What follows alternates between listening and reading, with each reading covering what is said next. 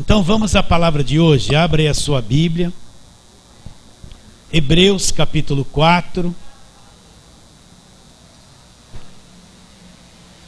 Então preste bastante atenção nesta palavra hoje. Olha, às vezes a gente vem na igreja com as emoções presas pelas preocupações, ansiedade, problemas. E a gente só quer ouvir alguma coisa que fale do que a gente sente para se sair dessa. Mas isso é errado. Por quê? Porque às vezes essas emoções me prendem, eu não consigo entender a palavra de Deus. Fico focado numa coisa quando Deus fala outra, que me libertaria. Então nada pode te prender no momento da palavra, nada. Mantenha a sua mente vigiando, atenta, concentrada. Não fique assim displicente, olhando para lá, olhando para cá. Então vamos à palavra de hoje, Hebreus capítulo 4, versículo 1. Muito importante isso que nós vamos dizer hoje. Diz assim: temamos, portanto, que sendo-nos deixado a promessa de entrar no descanso de Deus, suceda parecer que algum de vós tenha falhado. Porque também a nós foram anunciadas as boas novas, como se deu com eles. Mas a palavra que ouviram não lhes aproveitou, visto não ter sido acompanhada pela fé naqueles que a ouviram. Nós, porém, que cremos, entramos no descanso, conforme Deus tem dito. Assim jurei na minha ira, não entrarão no meu descanso, embora certamente as obras estivessem concluídas desde a fundação do mundo. Porque em certo lugar assim disse, no tocante ao sétimo dia: e descansou Deus no sétimo dia de todas as suas obras. E novamente no mesmo lugar: não entrarão no meu descanso. Preste atenção.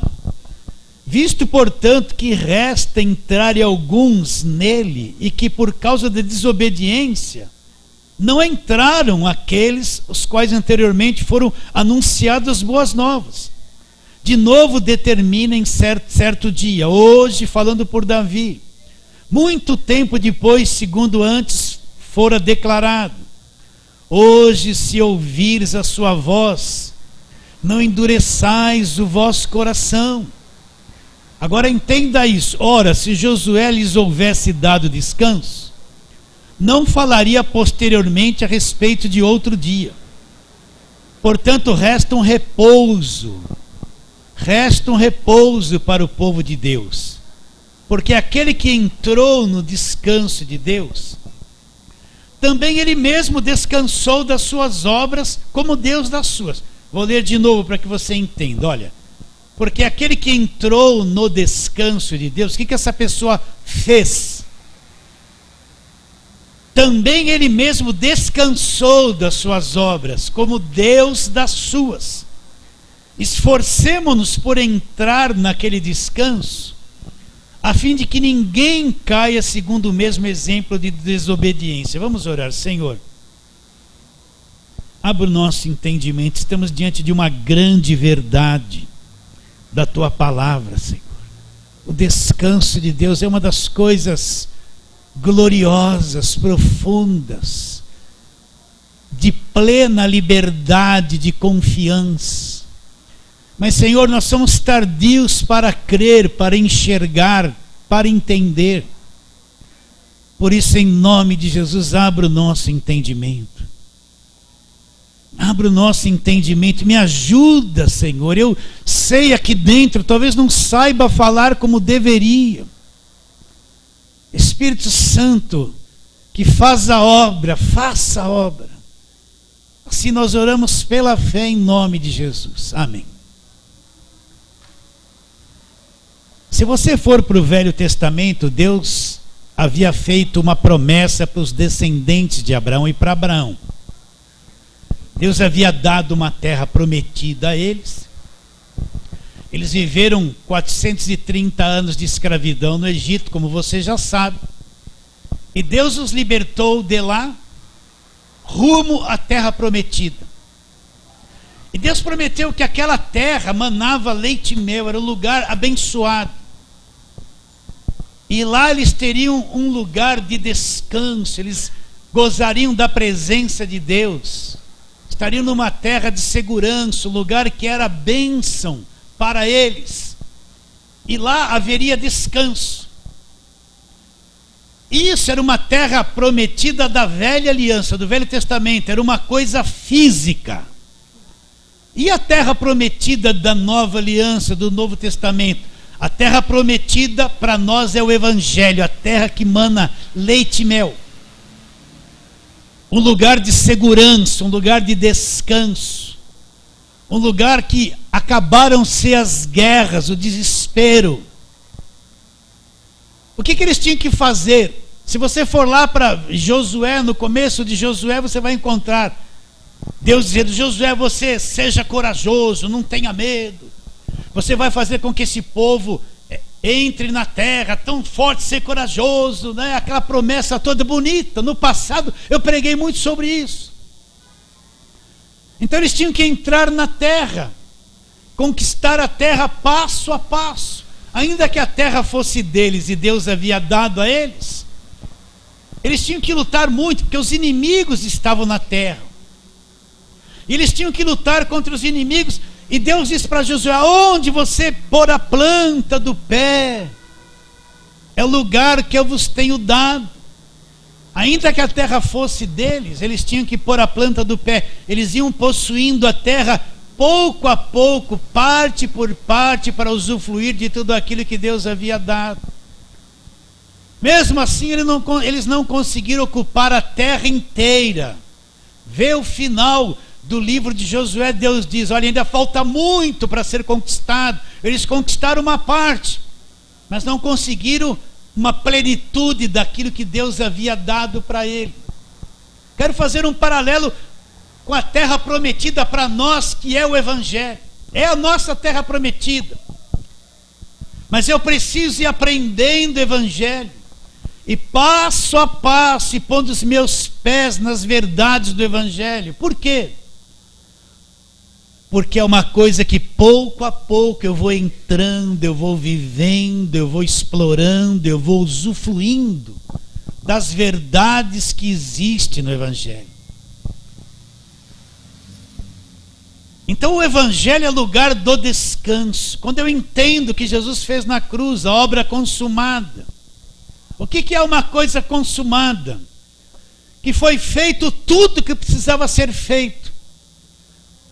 Nada mais precisa ser acrescentado. Quando Jesus na cruz diz: está consumado, o véu do templo se rasgou de alto a baixo, o que ele estava dizendo? Ele estava cumprindo o verdadeiro sacrifício na cruz do Calvário, realizando a obra na sua plenitude. Tudo que o homem precisa para ser liberto, abençoado, ter o Espírito Santo, ser salvo, se tornar um herdeiro de Deus, se tornar filho de Deus, tudo que o homem precisa, Jesus conquistou na cruz por nós. Nenhum homem era capaz de conquistar, mas Jesus, como nosso Josué, conquistou a terra prometida para nós, na cruz. Então eu preciso entrar no descanso de Deus, entrar em cada parte do Evangelho, que é a terra prometida da nova aliança, e entrar no descanso de Deus. Você pensa que Deus está me chamando à luta? Não está. Você pensa que Deus está te chamando à guerra? Não está. A guerra é coisa da velha aliança, eles viviam em guerra. Você pensa que Deus está te chamando para guerrear contra o inimigo, cantar aquelas músicas: enfrentei o inimigo, despojei sobre os pés, ele caiu. Não, isso não é louvor da nova aliança. Deus não está te chamando a isso. Deus está te chamando a que você entre na terra e creia naquilo que Jesus Cristo fez, e entre no descanso de Deus. Por que eu estou falando isso? Porque essa semana muitas pessoas se comunicou comigo pelo WhatsApp, pelo telefone, aquilo que aparece na internet. E eu percebi que quase todas elas não têm paz, não se sentem seguras, não entraram no descanso de Deus, estão ainda lutando por muitas coisas, estão ainda naquela guerra, naquela batalha, nunca entenderam o que Jesus Cristo disse: está consumado. Nunca entenderam.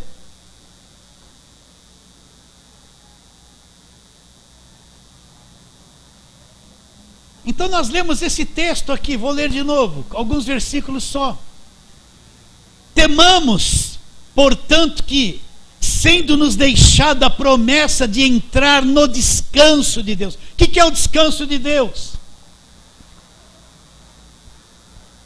É aquele nível espiritual onde entra, eu conheço o Evangelho, conheço o que Jesus Cristo fez, e eu entro no descanso, eu não vivo mais em guerra, Jesus venceu. Eu não estou mais desesperado, Jesus venceu. Eu não estou mais com aquela alma conflitante, eu já encontrei aquele que disse: encontrareis descanso para as vossas almas. Não estou mais lutando contra o diabo, porque eu já entendi que na cruz ele foi despojado e destruído. Eu estou no descanso de Deus, eu entrei na terra.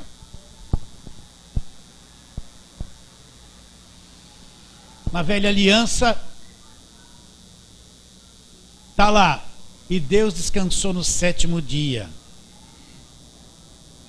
Na nova aliança, o nosso sábado é Jesus Cristo, Ele que é o nosso sábado. Ele é o nosso descanso. Então, o que Deus quer de mim e de você? Que a gente entre em plenitude no Evangelho. E entre no descanso de Deus. Eu não estou mais preocupado com o filho. Eu não estou mais preocupado com isso. Eu não estou mais preocupado. Senhor, eu entrei no teu descanso. Chega de querer carregar um fardo que só Deus pode carregar. Chega de querer carregar peso de preocupações que só Deus pode carregar. Chega de carregar peso que Jesus já carregou na cruz. E eu não preciso mais carregar. Eu entrei no Evangelho, eu entrei no descanso de Deus.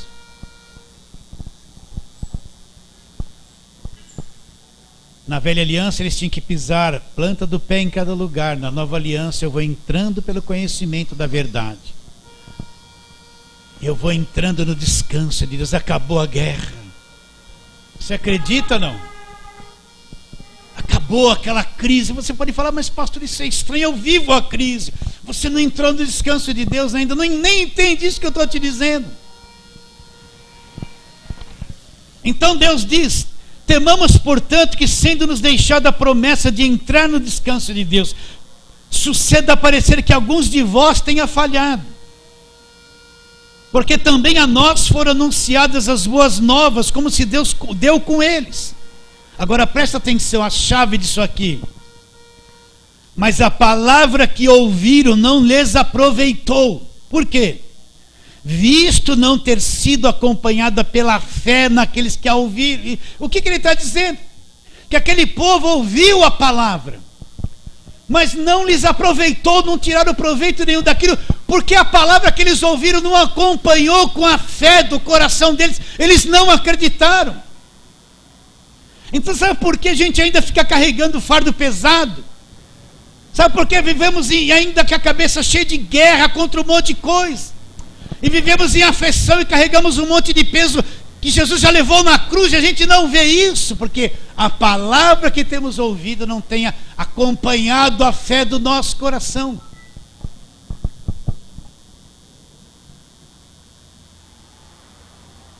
Olha o versículo 10, eu vou trabalhar em várias coisas aqui agora. Versículo 10: porque aquele que entrou no descanso de Deus, também ele mesmo descansou das suas obras, como Deus das suas. O que ele está dizendo? Aquele que entrou no descanso de Deus, descansou das suas obras. Aquele que entrou no descanso de Deus não está mais buscando libertação, ele sabe que foi liberto. Aquele que entrou no descanso de Deus não está há 20 anos dentro de uma igreja buscando uma tal de libertação, ele está no descanso de Deus, ele sabe que foi liberto. Aquele que entrou no descanso de Deus descansou das suas obras, como Deus descansou das deles. Você já descansou das suas obras? Ou você é ainda aquele que está tentando ser liberto, lutando por alguma coisa? coisa, por medo. Naquela guerra infindável, mais imaginária do que real contra o inimigo, contra as ameaças, contra os temores da alma, contra os temores das emoções. Aquela pessoa que, ai, meu filho, meu filho, meu filho, meu filho, meu filho, meu filho, meu filho, meu filho. Parece um trem que começa, meu filho, meu filho. Ainda não entrou no descanso de Deus, não soltou ele na mão de Deus ainda carrega o peso da preocupação. Aquele que entrou no descanso, descansou das suas obras. Descansou do seu desespero de ficar fazendo, se matando, lutando, guerreando, se matando, lutando, guerreando. Como Deus descansou na dele. Então quero pisar com você em alguns textos que nós sempre pregamos aqui, para ver se você entrou no descanso de Deus nestas áreas que nós estamos falando, se isso está firme dentro de você, se você está na terra prometida e já deixou as tuas obras pessoais de lado para confiar na obra da cruz. Então vamos lá, Romanos 8, vamos trabalhar em Romanos.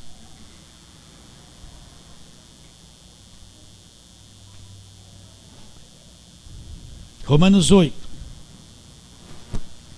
Olha que texto glorioso. Nós em breve chegaremos nesse texto aqui no ensino da palavra, de sexta-feira. Romanos 8, 31. Que diremos à vista dessas coisas? Quais coisas Paulo está dizendo? Desde o começo de Romanos, Paulo está explicando sobre a queda do homem, a encarnação e a vinda de Jesus Cristo para libertar o homem do pecado. Está ensinando sobre a redenção, sobre a justificação, sobre nós sendo morada do Espírito Santo, explicando coisas gloriosas que é o Evangelho.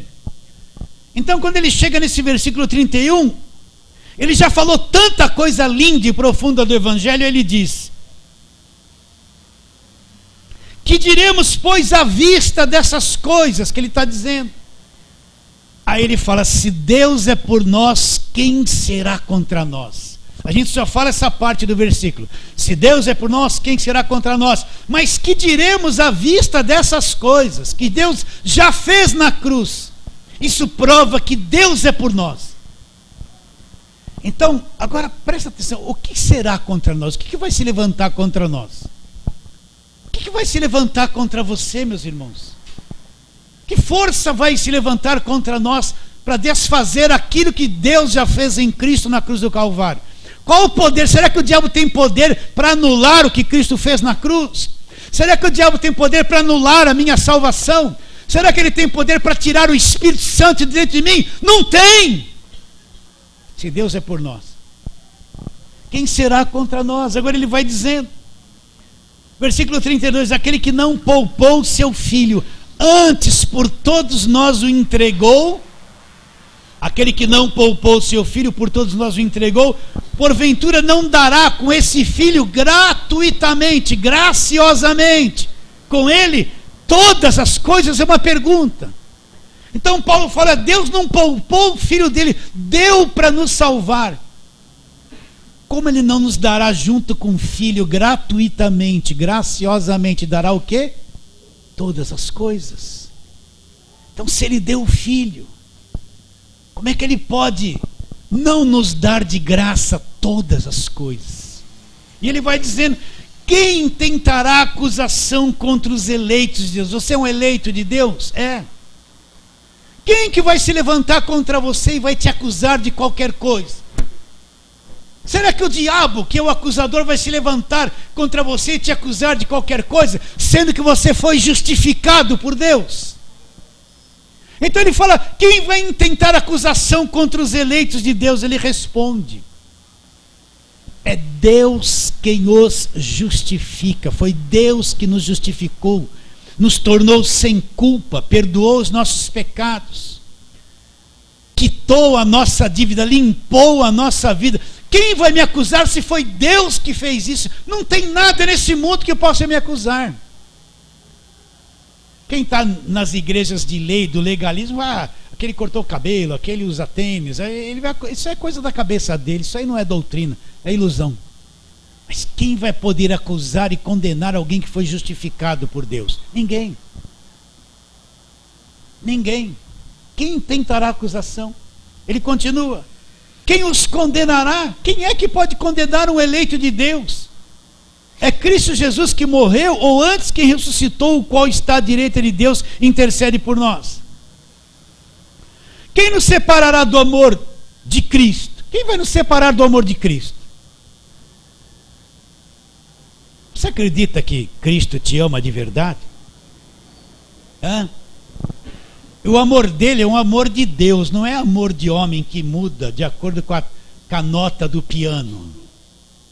O amor dele é um amor eterno. Agora, quem nos separará desse amor dele? Quem tem poder? Será que vier lá um pai de santo, fizer uma macumbona, matar um boi, acender 400 velas de 7 dias, né? E bater um atabaque, rodar, fazer a macumba dele lá? Você acha que isso tem poder para te separar do amor de Cristo? E se os 2 olhos dele for gordo? Você acha que isso tem poder para te separar do amor de Cristo?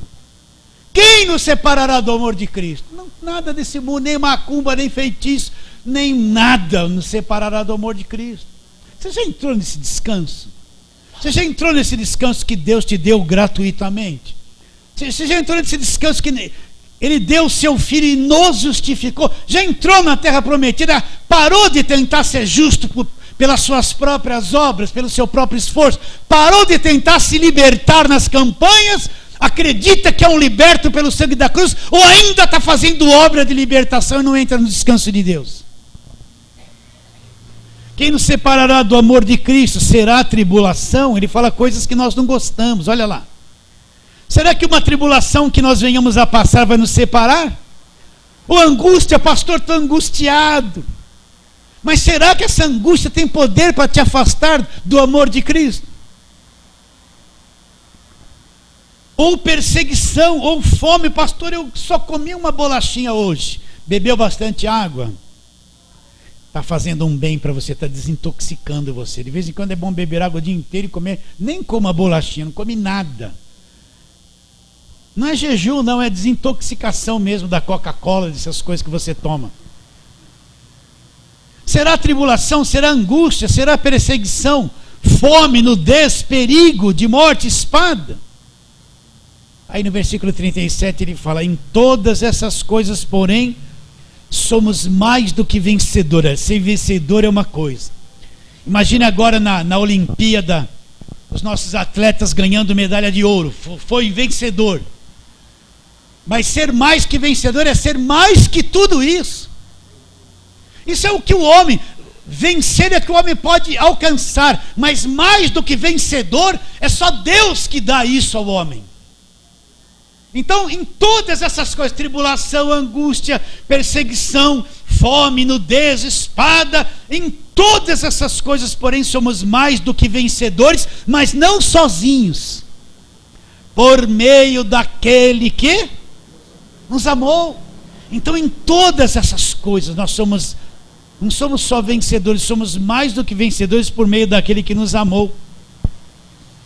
Porque estou bem certo de que nem a morte, presta atenção, a morte é a coisa mais temida pelo homem.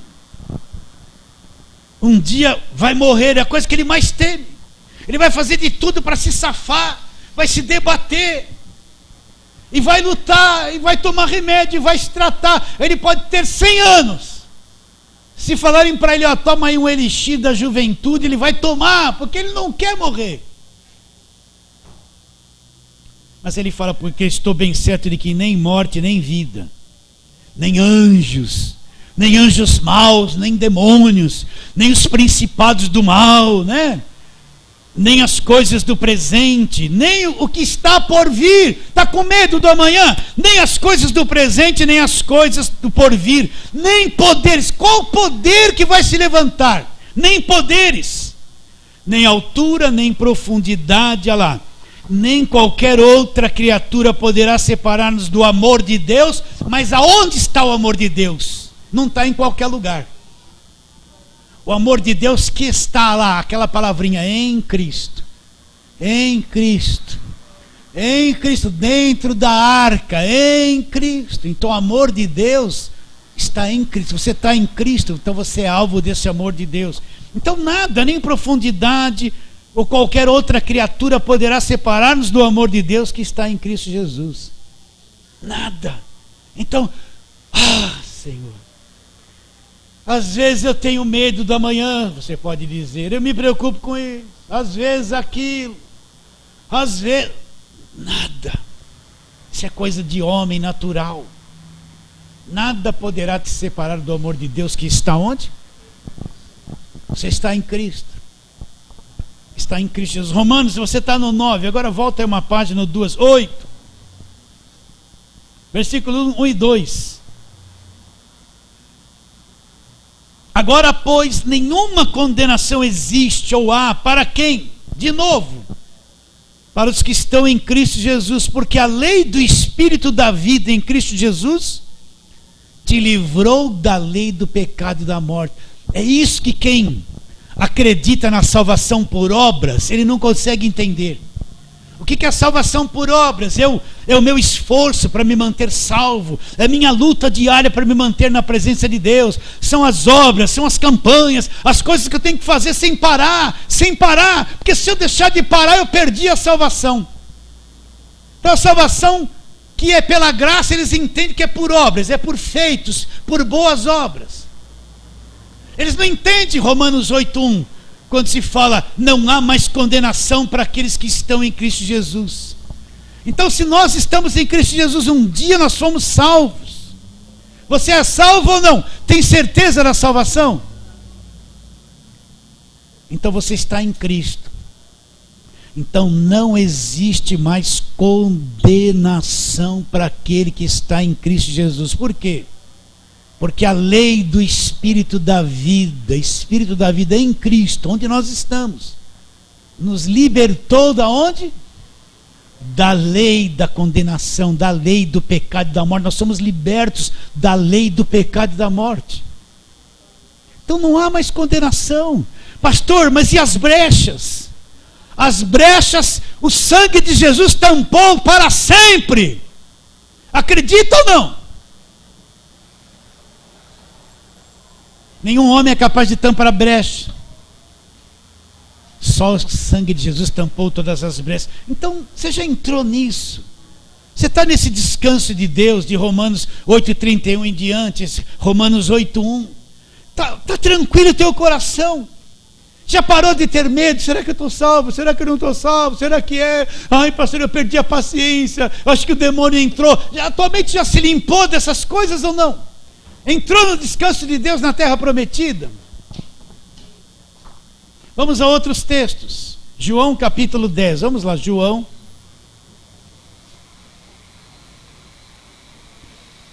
Textos bem conhecidos. 27 em diante.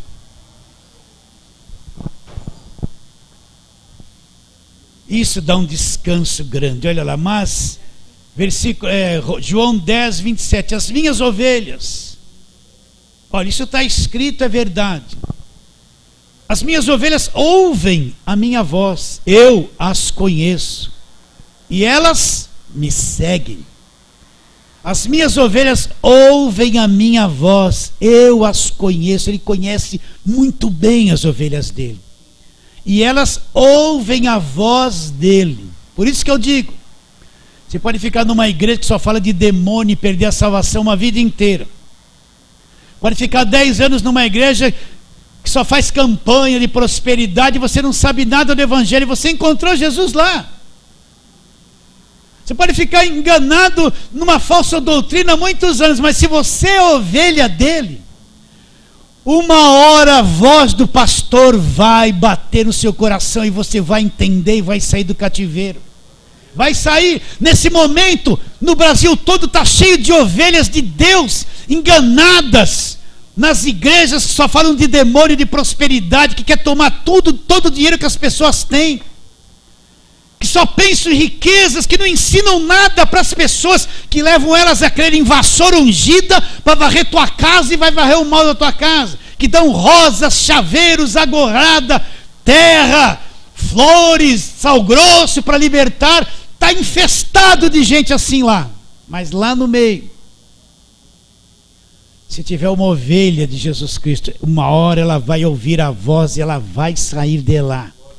Ela vai ser liberta, porque ele disse: as minhas ovelhas ouvem a voz. Vai começar uma crise. No começo elas davam tudo que tinha, faziam tudo, participavam de todas as campanhas, todas as vigílias, faziam tudo.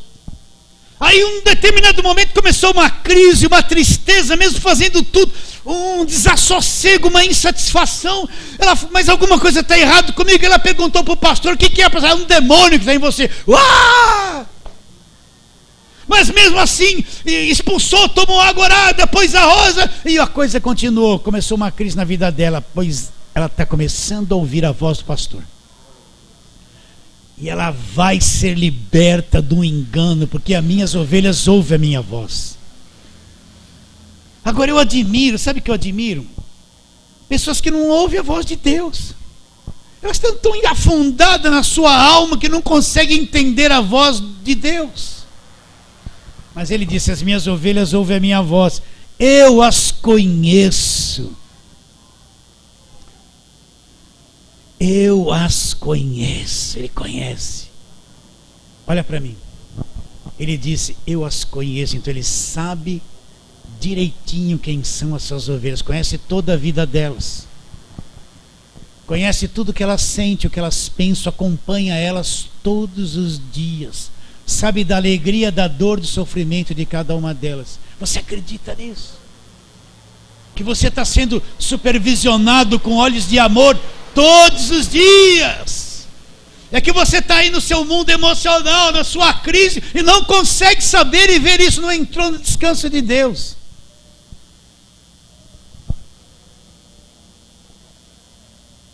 Eu as conheço, elas me seguem. O que ele vai fazer? Eu lhes dou a vida eterna. Ele dá a vida eterna.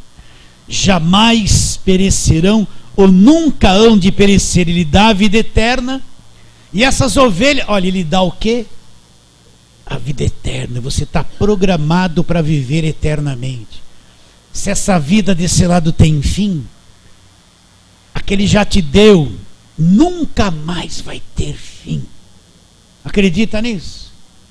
Sim ou não? Mas e agora, pastor? Já te deu a vida eterna. Você acredita na vida eterna? A gente nesse corpo parece que não sei, vai. Mas nós temos a vida eterna. Eu lhes dou a vida eterna. Eu lhes dou a vida eterna. Eu fico pensando. Nós com um corpo glorificado, sem defeitos, sem essa natureza caída. Um corpo eterno que não estraga, que não vai ter doença, que não vai ter dor. Eu lhes dou a vida eterna. Ele já garantiu isso para nós. Acredita nisso? Que nível de vida eterna nós vamos viver? O que nós vamos conhecer de Deus? Coisas maravilhosas que o homem nem passou no coração do homem. A ciência não descobriu, a inteligência humana não descobriu. Eu lhes dou a vida eterna. Nunca hão de perecer. Sabe o que é nunca? Nunca perecerão, nunca vão se perder. Nunca é nunca. Não põe mais, não põe e se, será. Não, é nunca hão de perecer. E ninguém as arrebatará das minhas mãos. Ninguém as tomará das minhas mãos. Que poder vai se levantar para nos tirar das mãos de Deus? Nem eu tenho poder de sair das mãos dele. Não tem mais jeito. Ele me salvou para sempre. Ninguém as arrebatará das minhas mãos. Então, quando eu entro nessa terra, quando eu entro no descanso de Deus, Senhor, eu estou entendendo o Evangelho. Eu entrei no descanso de Deus. Ninguém me arrebatará das minhas mãos. Mas Deus, e quando eu estiver morrendo do meu corpo e saindo do corpo, ninguém as arrebatará das minhas mãos. Ninguém.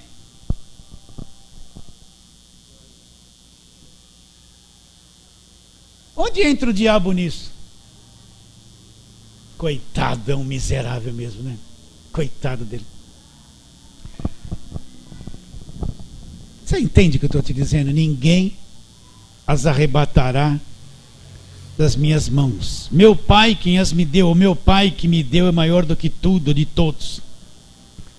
E da mão do Pai ninguém pode arrebatar. Então, meus irmãos, eu preciso falar isso. O que o indivíduo com olho gordo assim, vai olhar para mim e pegou em mim um olho gordo? O que uma macumba, um macumbeiro, coitado deles, com uma intenção má no coração para querer fazer mal para alguém. Aí ele vai fazer um mal para aquela pessoa.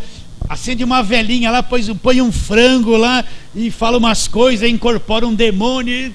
Isso aí vai ter poder, presta atenção, para fazer mal para aquele que ninguém as arrebatará das minhas mãos. Meus Pai, quem as me deu é maior que tudo, e da mãe do Pai ninguém vai arrebatar. Você acha que isso aí vai se infiltrar ali no meinho para me atingir, para fazer o mal? Olha como essa gente está supersticiosa, escravizada dentro de uma igreja, um sistema religioso cheio de medo, de angústia. Para eles Deus é um coitado que não tem poder de reter uma macumba. Ninguém as arrebatará da minha mão. Meu Pai quem as me deu é maior que tudo, e da mão do Pai ninguém pode arrebatar. Olha o descanso de Deus. Está enxergando a terra ou não? Sim ou não? Vamos lá agora, Efésios capítulo 2.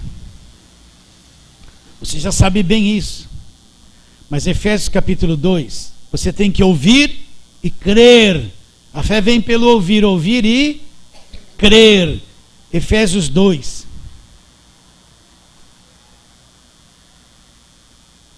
5 em diante. Estando nós, qual era o nosso estado sem forças? Estando nós mortos em nossos delitos.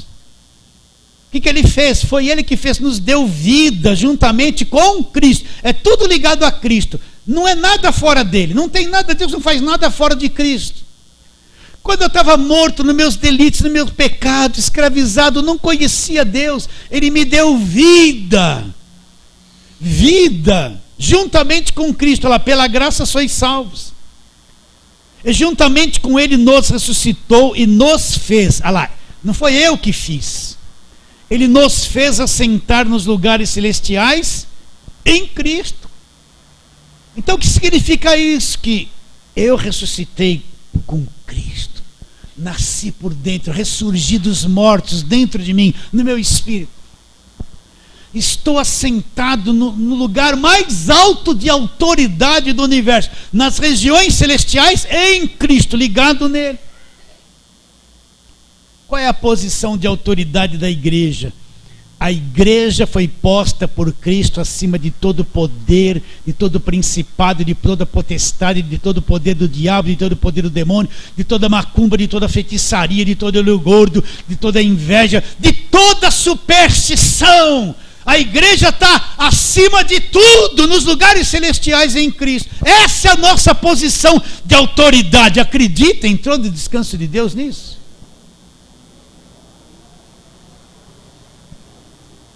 Essa é a nossa posição. Olha que valente você pode ser se acreditar. A fé, porque a palavra, eles não aproveitaram no entrar no descanso de Deus aquele povo, porque não acompanhou com fé a palavra que ouviram, não acreditaram. Mas se eu acreditar eu entro. Olha como a fé é o que funciona, o que libera, é a ação do Novo Testamento, é a fé. O justo viverá pela fé. Agora olha o capítulo 1 de Efésios, que ele diz a partir do versículo 19.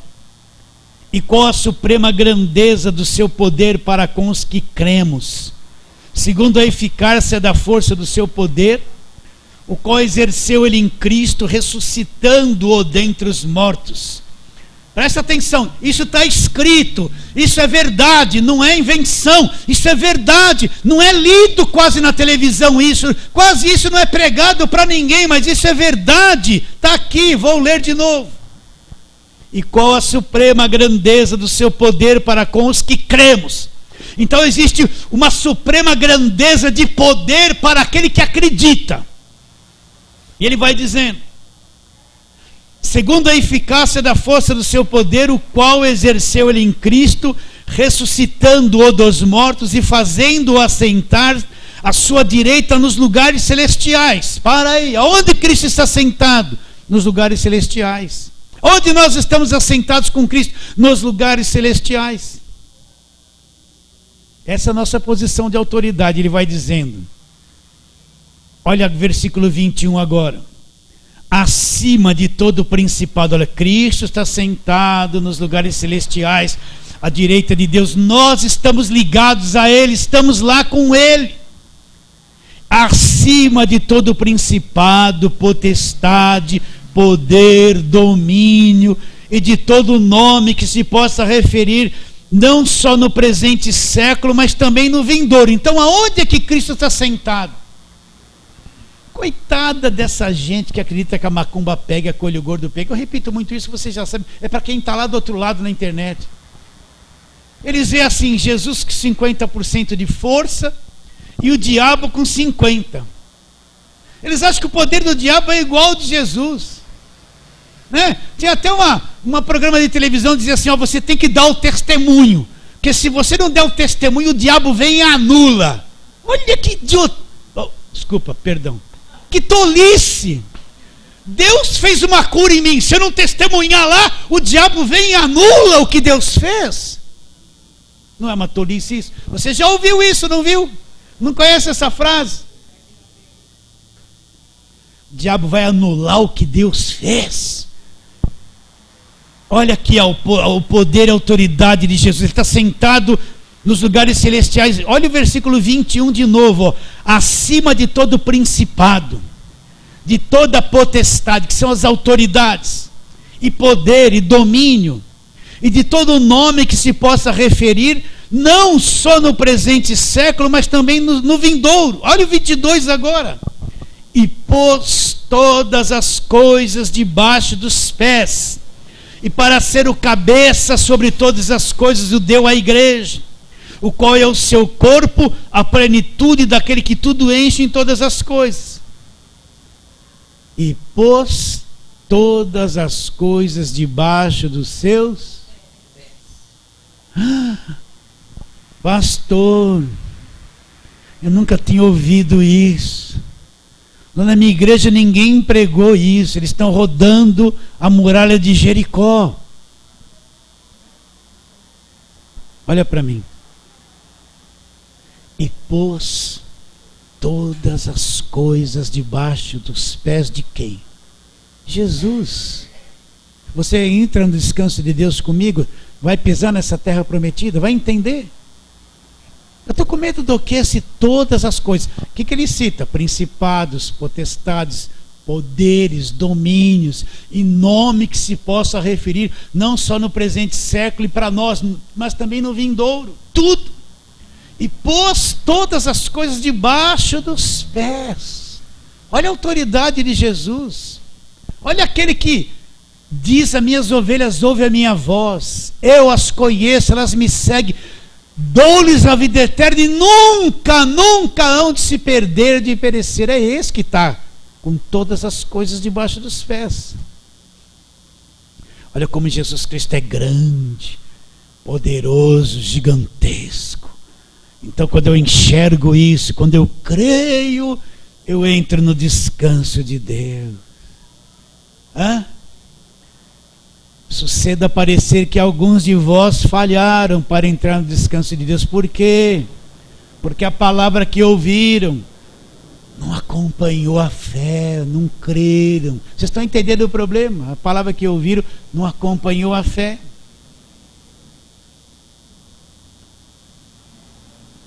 Todas as coisas debaixo dos pés. Olha em quem você acredita. Olha aquele que te salvou, que te justificou, como é grande. Olha esse que pôs o Espírito dele dentro de você, como é grande. Olha esse que disse na cruz: está consumado, como é grande. Olha esse que te comprou com o próprio sangue dele, como é grande. Como é grande. Quem vai tentar acusação contra os eleitos de Deus? Esse grande me justificou e te justificou.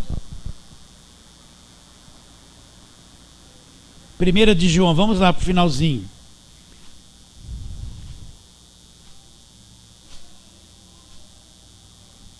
1 de João, está depois de 1 Pedro, né? 1 de João 4:4.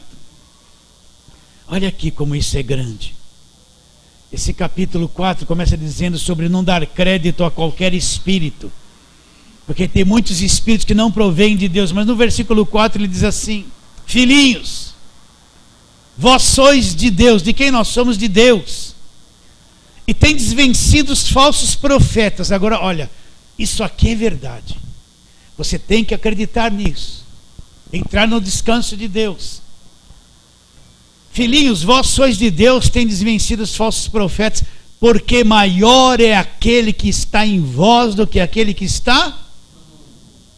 Então, o maior habita dentro de nós. Ele é maior do que aquele que está no mundo. Então, em toda e qualquer situação, é que a gente não crê. A falta de fé é isso. Você entra numa casa cheia de lâmpadas, com energia para todo lado, e não aperta o interruptor. Fica assim, vamos ver. Quem sabe aparece uma irmãzinha para revelar onde é a porta, né? Vocês estão entendendo ou não? Em vez de apertar o interruptor, fica tentando subir na escada assim, ó, apalpando, descobrindo um caminho. Isso é quando a fé não é ativada. Mas quando eu creio, a palavra aperta o interruptor, acende tudo, tudo brilha. Pastor, mas não estou sentindo nada. E fé não é sentir nada. Fé não é sentimento. Onde está escrito que fé é sentimento? Emoção boa, emoção ruim. É convicção da palavra de Deus. Isso é fé. Então, quando eu creio, maior é aquele que está em vós, que habita em nós, do que aquele que está no mundo. Olha o descanso de Deus. Então, quando eu estou andando nas ruas, maior do que aquele que está no mundo está em mim.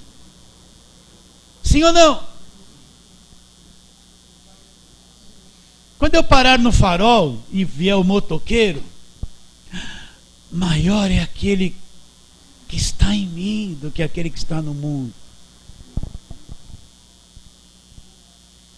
Pastor, eu não saio depois das 6 na rua porque... Então fica em casa, né? Mas se eu sair, maior é aquele que está em mim do que aquele que está no mundo. Mas eu vou ser sábio também em sair. Não vou largar meu carro numa rua escura que não tem ninguém. Você está entendendo ou não?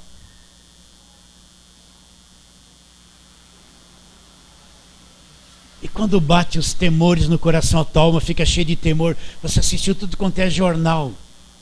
Aí você foi deitar e veio aqueles calafrios. O país está em crise, essa turma roubou, e aquele lá morreu com um tiro, e o Datena falou isso, e o João falou aquilo, e aí você está lá. Maior é aquele que está em mim do que esse engano aqui que está na minha alma, que absorveu as más notícias da televisão. Pode assistir tudo isso, é a sua vida, mas ser dominado por essa cabeça, não. Você entendeu? E quando faltou os reais no bolso, a coisa mais dura é faltar o real, sim ou não? Aí você vai lá comprar um feijão. Vou contar uma pequena experiência. Estava precisando pôr meio litro de óleo no carro. Aí parei no posto. Preciso pôr meio litro. Eu falei, meu Deus, acho que eu não tenho dinheiro para pôr meio litro. Aí quando eu falei, não abre, não, deixa eu ver. Fui lá. Era 37 o óleo barato, tem pensa que eu fico pondo óleo de 100 reais? Eu não põe não. E faltava 2, falei, não abre não, porque eu só tenho 30, faltava 2 reais, era isso, 37, 35. Qual o problema? Maior, vai ser meio litro. Vocês estão entendendo? Isso aí não vai derrubar, gente. Não é crise. Maior é aquele que está em nós do que aquele que está no mundo. Mãe, pai, o meu filho desde pequeno vinha na igreja. Eu tenho as fotos e os vídeos dele com aquela florzinha. Ele era a cara da florzinha, cabeça tudo pétalas. Ele ia para os acampamentos. Até dançava na igreja, cantava no louvor. Agora ele cresceu, está com 14, 15, 16. Não quer mais ir na igreja. Ele arrumou uma namorada, pastor. Fez uma tatuagem aqui, ó, uma coraçãozinho aqui, ó. Ai, pastor, ora por mim. Eu já pedi oração para o Brasil inteiro, mas não esquece de orar pelo meu filho.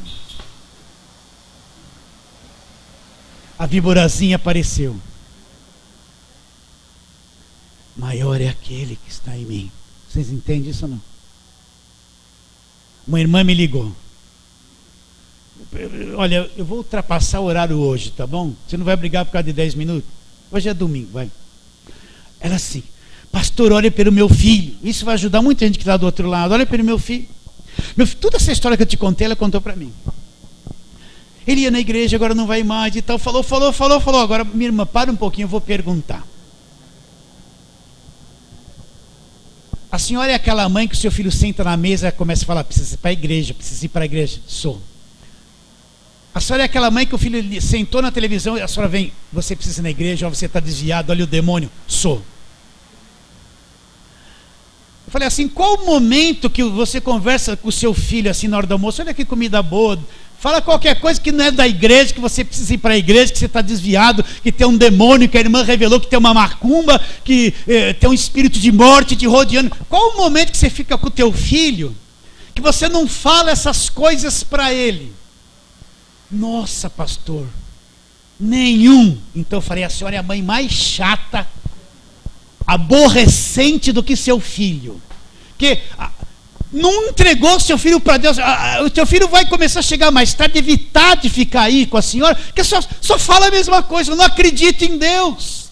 Está acontecendo isso com você? Estou até cuspindo aqui. Não é ungido, não. Olha que mãe chata. Porque as crianças, quando estão na igreja, são uma coisa: quando cresce, a víbora aparece. E nunca se converteram, vão se converter lá na frente. É assim. Vocês entendem ou não?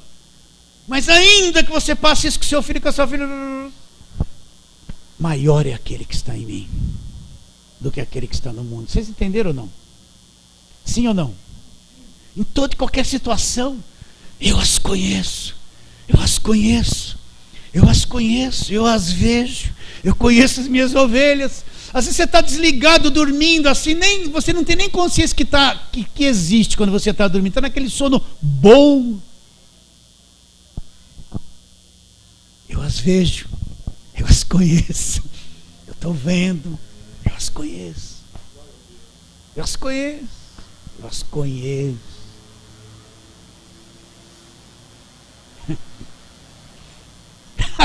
Ah, Jesus.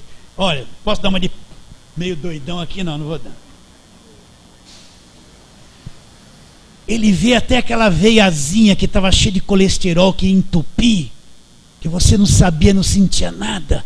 Ele viu até aquilo ali e desobstruiu sem você saber. Você acredita nisso? Sim ou não? Aqueles derramezinhos aqui na cabeça, você pode até ter tido uma dor de cabeça daquela, mas ele chegou ali de noite, você nem sabe disso. Eu as vejo, eu as conheço. Você tem fé para aceitar isso que eu estou te falando ou não? Maior é o que está em mim, maior é o que está em nós do que aquele que está no mundo. Só mais um pouquinho. Você vai ser tolerante comigo? Vai. Eu não olhei para você, já vi sua boca, sua cabeça fazer assim. Você está em João no capítulo 4, né? Vamos ali para o capítulo 5. Eu quero saber se você acredita nisso, se a terra prometida vai entrar no descanso de Deus. Versículo 18, 1 de João 5,18. Sabemos que todo aquele que é nascido de Deus não vive em pecado. Não é que não peca, ele peca porque é pecador, mas não vive no pecado. Antes, aquele que nasceu de Deus, Deus guarda, e o maligno faz o quê com quem nasceu de Deus? Guarda. E o maligno não lhe toca. Está isso aí na sua Bíblia. Por que as pessoas não abrem isso na televisão e não pregam 1 hora sobre isso? Olha lá, sabemos que todo aquele que é nascido de Deus não vive em pecado. Antes, aquele que nasceu de Deus o guarda, e o maligno não lhe toca. Então, o diabo é proibido de tocar num filho de Deus. É proibido de tocar num filho de Deus. Acredita nisso? Imagina esses lugares que só fala de demônio e guerra, e o demônio não sai de dentro da casa da pessoa 24 horas por dia. Ele não crê nisso.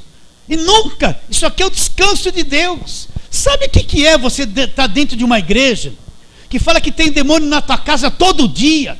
E toda hora você tem que jogar uma água, jogar um sal, pôr uma rosa. Tá fazendo alguma coisa para limpar a tua casa o tempo todo, uma vida inteira, 10, 15 anos. Você sabe que escravidão é essa? Isso é uma tortura. Uma tortura isso. Mas o maligno, aquele que nasceu de Deus, o maligno não lhe toca. Segundo Tessalonicenses, vamos lá, volta. Isso é entrar no descanso de Deus. A terra prometida de Deus. Segundo Tessalonicenses, capítulo de número 3, 1 a 3. Finalmente, irmãos, orai por nós. Paulo está dizendo, orai por nós. Por que Paulo pediu oração? Olha lá, para que a palavra do Senhor se propague, seja glorificada. Então Paulo dizia, ore por mim, para que a palavra do Senhor se propague, vá longe, alcance. A palavra do Senhor, ela se propague, né? Ela seja glorificada, seja exaltada. Quando alguém prega, fala a verdade, existe fé. Finalmente, irmãos, orai por nós, para que a palavra do Senhor se propague, seja glorificada, como também está acontecendo entre vós, para que sejamos livres dos homens perversos e maus, porque a fé não é de todos. A fé no Evangelho, a fé não é de todos. A fé não é de todos. Está escrito aqui, está ou não está? Então não fique assim, nossa, essa pessoa não crê no Evangelho. Muitos, a fé não é de todos. Tem lugar cheio de gente que não tem fé no Evangelho, não é de todos. Todavia o Senhor é fiel. Olha lá, todavia o Senhor é o quê? Ele é fiel. Ele vos confirmará e guardará do maligno. Ele vos confirmará e vai fazer o que? Vai te guardar. Guardar. O maligno não lhe toca, vai te guardar. Guardar de quem? Vai te guardar, ele é fiel. Ele é fiel. Ah, pastor, mas e a brecha, pastor? Vai lá, você está em 2 Tessalonicenses, vai para 2 Timóteo. 2 Timóteo.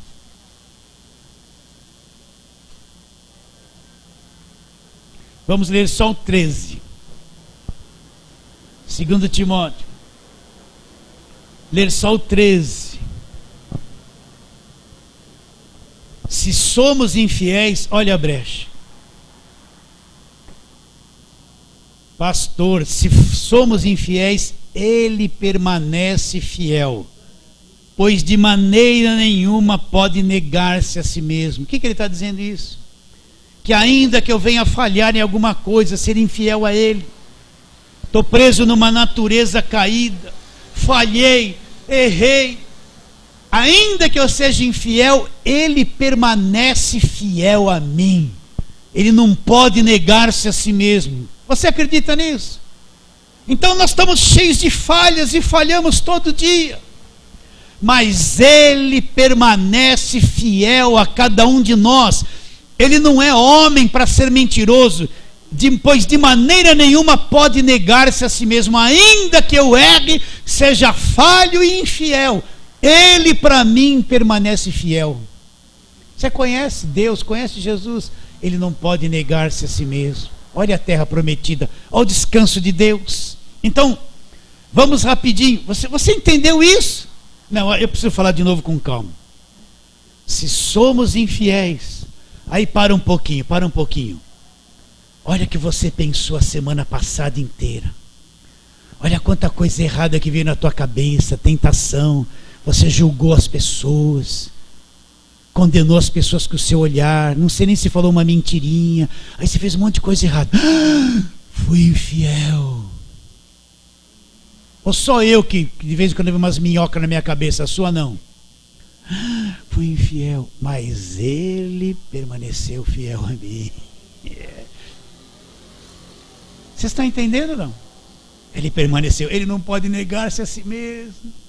Pastor, eu estava no carro e passou aquela pessoa, eu falei, ô seu! Falei, pastor, fui infiel. Meu nome foi escrito, apagado do livro da vida. Não, mas a minha igreja disseram que lá apaga o nome na hora. Não. Fui infiel, falei um palavrão, pastor. Ele permanece fiel. Ele permanece, não pode negar-se a si mesmo. Você entende o que eu estou te dizendo? Olha o Deus que você está acreditando. Olha Jesus Cristo, que maravilhoso, o Deus que você acredita. Então, vamos voltar. Quer que eu fale de novo isso? Acho que estou querendo, viu? Não vou falar não. Hebreus 4. Onde começamos. O descanso de Deus. Entramos no descanso de Deus. Chega de guerra. Chega de fracasso, chega de luta, chega de desespero. É guerra, é guerra. Tem gente que fala é guerra, é guerra, é guerra. Olha o que é guerra, é bomba matando, destruindo. É isso que eles têm na cabeça dentro da igreja, é guerra, é guerra, é guerra. Tem um monte de soldado invisível mandando bomba dentro da igreja, está todo mundo explodindo, eles mandam umas bombas de água com óleo, joga assim, explode. É guerra, é na cabeça deles. Temamos, portanto, capítulo 4 de Hebreus, que sendo nos deixada a promessa de entrar no descanso de Deus. Quer entrar no descanso de Deus? Entrei no Evangelho, entrei no descanso. Jesus fez tudo, eu confio. Confio que Ele está comigo, que sou filho justificado, não vou perder a salvação, sou liberto do diabo, o Espírito habita em mim, eu sou herdeiro de Deus, eu sou justificado, sou redimido. Entrei no descanso de Deus. Eu creio nisso, e não adianta a minha cabeça vir me trair dizendo, olha, não, o que está escrito é verdade. Não adianta o pessoal da lei vir, cuidado, não, cuidado você. Eu sou salvo e justificado e não estou com medo de nada, entrei no descanso de Deus. O demônio, que Deus, ele que tem que me olhar e correr. Sujeitai-vos a Deus, resistam ao diabo, ele fugirá de vós. Porque não, eu entrei no descanso de Deus, fui liberto do poder do diabo, justificado, o diabo foi despojado, nenhum olho gordo toca em mim. Estou no descanso de Deus. Estou ou não estou? Temamos, portanto, que sendo nos deixando a promessa de entrar no descanso de Deus, suceda parecer que alguns de vós tenha falhado.